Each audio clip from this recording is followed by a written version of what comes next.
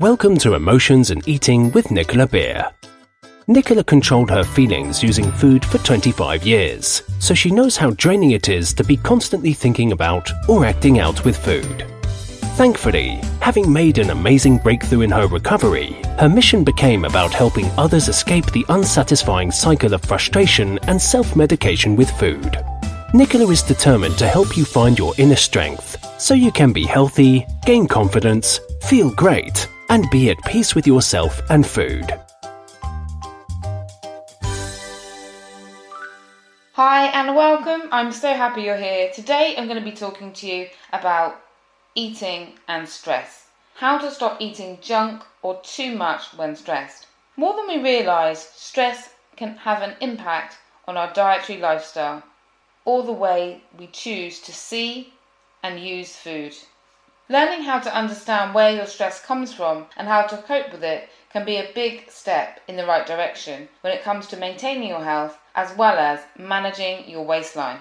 So what I'm going to be talking to you today about is eating and stress. And then in the next episode, I'm going to be sharing with you many different tools on how to deal with stress in the moment as well as long term. So do subscribe to the show if you haven't done already to make sure that you definitely get the next stress related episode, because I don't want you to miss all of the tools that I'm going to be sharing with you in part 2. This one is really focusing on stress and food. It is likely that when we start to experience stress, whether it's work related, to do with our personal relationships, our finances, that it will start to affect our dietary habits if we're not careful. Some people can lose their appetite completely, and then there are others that eat junk food or overeat when they're experiencing stress. I see this in the marriage and divorce coaching work I do all the time. At the beginning, many people lose their appetite with the stress, and they turn to comfort eating and junk food as a pick-me-up. So it's important to understand the effect stress can have on our food choices and dietary habits. Stress and the effect it has on the body is not positive. It can be the reason why many people develop chronic diseases like obesity, mental health disorders, cancer, and cardiovascular diseases. Our bodies tend to respond to stressful situations, and this results in the release of hormones like adrenaline. And this can result in increased blood pressure and not only makes us feel less than great, but can also leave us at the risk of future cardiovascular diseases. It can also release this adrenaline and get trapped. And this is where body work, emotional body work, which is practice which I do, can also help release the stress. Because if we are having all of that adrenaline pumped around our system and it's just staying in our system, then it can get trapped and this can cause problems. Stress also plays a large influencing role in the food that we consume. And what we eat then affects our body's ability to function, and it also can affect our mental health and our ability to handle more stress in the future. And this is where a poor diet can contribute to more stress, where it becomes a vicious cycle. So the real question to be asking ourselves is, why do we choose the foods we choose when we feel stressed? And do they support and nourish our body and mind when we need it most, or go against it? You know the situation. You're feeling stressed at work or in your relationship, and instead of taking time out and going inside, or taking time out and going outside and getting some fresh air, eating something like an apple, you head to the corner shop or to the cupboard and pick up chocolate or biscuits or a bag of chips or something along those lines. And the food provides a temporary relief. A lot of the reason behind why we tend to make poor food choices when feeling stressed also has to do with how we manage our time. Often we're not great at making time for the things that will help us live our life to the max. We have busy lives, live on the go, and don't make that extra bit of effort to prepare good, healthy food and snacks. Because of this time deficit, we tend to go for the quick and easy options when it comes to eating. And most of the time, this is all often the unhealthy choice. Things like fast food, or things that you just pop in the microwave, pop in the toaster, or in the oven for a quick cook. take preference over fresh fruit and vegetables, steamed food, and other healthy foods. Add to that, when we come home stressed out and needing to do the chores, looking after the kids and dealing with the family and relationship matters, we tend to go for the easiest, fastest option because we're either too hungry to wait for something healthy or too tired to prepare something healthier. This convenience often isn't healthy. When we seek out the less healthier, quicker options, these are the ones that generally tend to have more calories and fewer vitamins and minerals, the things our bodies actually need more of when we're tired and stressed. It's important to keep in mind though that not all of our stress can be the same, nor is the way that our bodies react the same. While some people's first response when feeling stressed is to eat a piece of cake, others may avoid food altogether, which is just as unhealthy because our bodies need quality nutrients to function. For example, when you're experiencing a lot of financial or work stress, is your reaction to look for something sweet or crunchy because of anger? Sometimes I have people that just want to crunch their way through food to release that anger feeling.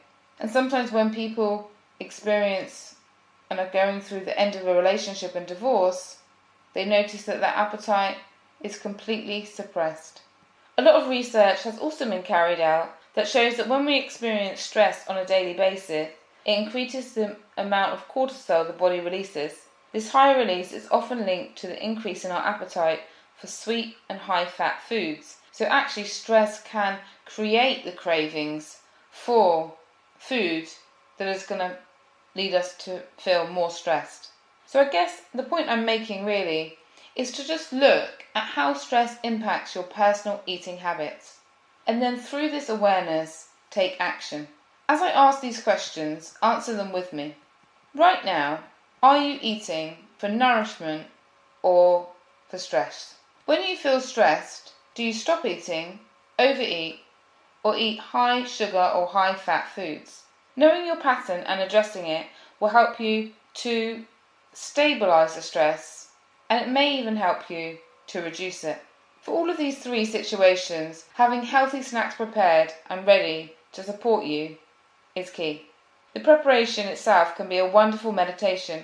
A man I supported a few months back got up 15 minutes earlier, and while he drank his morning coffee, he played his favourite music and started chopping, singing along sometimes. He chopped his carrot sticks and cucumber to dip into hummus, a range of fruit that was in season to make a fruit salad. He chopped up the chicken breast, onions and vegetables ready for the evening light stir fry. So all he had to do when he got home from work was to throw everything in the pan, let it sizzle, and it would be done. Whether chopping meditations and having healthy snacks with you can support your stress levels or not is an individual choice. If this won't work for you, what other food prep or eating missionals can you adopt so that your eating habits don't add to your stress? One of the best ways was to allow myself to have the thing I craved, but I would walk 20 minutes to the shop to get it, rather than jump in the car or have them all stocked up in the cupboard. And I found by the time I got to the shop, the walking made me feel so good. I often didn't want the junk food, and if I did get it, I'd get a small portion, relax and enjoy it. A lady I worked with was stressed with work and in her marriage. Her husband had cheated on her a few years ago, and she felt low and insecure at times. When she found out about the affair, she starved herself, but after the months passed, she found companionship and comfort in food. Night after night, after her evening meal in front of her laptop or on the TV, she kept eating snacks, one after the other, until she went to bed. She would eat a large balanced dinner, then go and get a yogurt and fruit. And not because she was physically hungry, but because she wanted something to comfort her. She wanted to feel something. And after this, her mind would say, what else can I eat? So then she would go for the biscuits, chocolate, and whatever else was left in the kitchen. Sometimes she would eat the portion of food that was meant to be for the next day, or she would eat some of the kids' food until it was time to sleep. She kept snacking every hour, or more. Her craving to eat and eat was so strong that we needed to break it in several ways. I recommended a few things that really helped her to break the pattern quickly. Firstly, I suggested for her to take a shower and a nice bath to break the pattern of eating after dinner. This also made her feel a lot better about herself and more attractive, which, as an extra bonus, ended up really helping their sex life also, because when she felt more attractive, when she felt more ready and available for sex, she was actually having better sex with her husband. Secondly, we looked at her shopping habits and made some changes there too. You see, she liked to do the food shop after work or on a Sunday afternoon, often when she felt the most stressed. She also used to do the food shop in a hurry, so she wouldn't think, is this perhaps too much for the week? Instead, she just grabbed things and chucked them in the trolley. Her supermarket shop was packed with so much food, both healthy and unhealthy. There was just way more than was needed for the week. And as she couldn't stand waste, sometimes she would eat things for the sake of saving it from being wasted. So instead of just shopping aimlessly or giving in to the alluring offers of buy two get one free or buy one get one free, she either wrote a list and a meal plan that she stuck to, and if she couldn't go shopping without being stressed or in a hurry, then it was best to order online. That way she could make sure that she didn't just chuck in extra things without thinking about it, and she would get it delivered. And I totally get that we don't always want fruit and vegetables as snacks. We might want something warm or something with a different texture. So why not write yourself a list of comfort foods, and this is what I suggested to her, and find the healthiest versions that you can find, or the healthiest similarities to those foods that you can find. For example, she chose, instead of biscuits, cereal bars and nut bars. Instead of ice cream, she made a vegan chocolate dessert with almond milk and cocoa powder.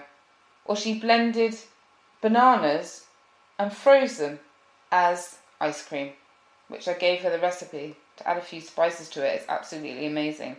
The key is finding and stocking up on healthier options so that you're less tempted to fall back on the unhealthy ones. Thirdly, we did hypnotherapy for her to stop picking up food and instead let go of the negative thoughts that kept coming up, helping her to feel safe, secure and happy instead. It was also releasing the emotional triggers that would lead her to want to have that comfort and that craving. As she also overate and felt anxious every time her husband went out, and because of his emotional affair a few years ago, this hadn't gone away. Thirdly, we did hypnotherapy. Hypnotherapy was recognised in 1955 by the British Medical Association as a way to aid the health of individuals.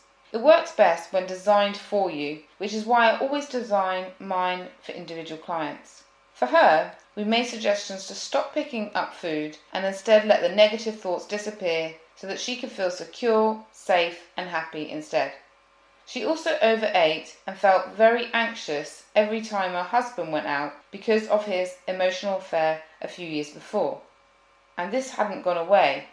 So we added into the hypnosis track that she could feel happier about herself, as well as that she would start to let go of any negativity about the relationship, her husband and herself, and that she would feel inspired, positive and focused. These are the suggestions that we made in the hypnotherapy.